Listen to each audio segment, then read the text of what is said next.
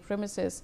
And remember, violent demonstrations have swept across Bangladesh following the death of anti-India activist and student leader Sharif Osman, triggering attacks on diplomatic premises, media houses and politically significant sites.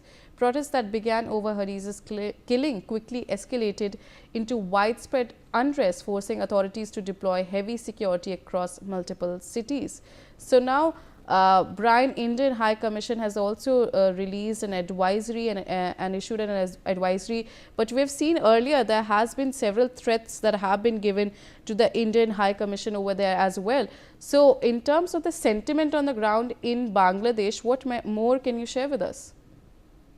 Well, yes, violence was also reported outside the Indian Assistant High Commission in Chittagong, where large numbers of protesters gathered and raised anti-India slogans and escalating unrest across Bangladesh. There were violence reported in multiple cities overnight following the death of Sharif Osman, again a radical and polarizing leader who rose to prominence during Bangladesh's 2024 student uprising led to the oust of former Prime Minister.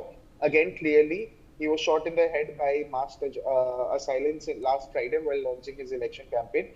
And then, clearly, after the news broke out, there were thousands of protesters poured into the streets of Dhaka and other cities itself. And then the protests were marked by emotionally charged slogans invoking Hadi's name, with demonstrators vying to continue their agitation until justice and accountability were ensured itself. And clearly, there were unrest also reported from other parts of the country. In the port city of Chittagong, protesters also gathered outside the Indian Assistant High Commission, chanting anti-India slogans, and even Rajshahi. Demonstrators set fire to the residence of Bangabandhu Sheikh Sheikh Mujibur Rahman and Awami League's office, causing extensive damage.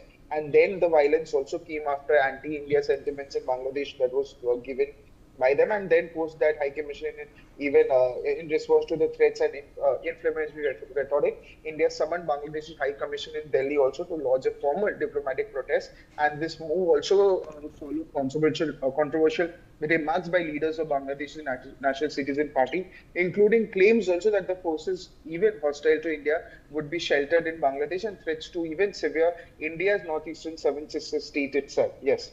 All right, Brian, stay on with me. We have more developments that are coming in. Now, the Bangladesh police have launched a manhunt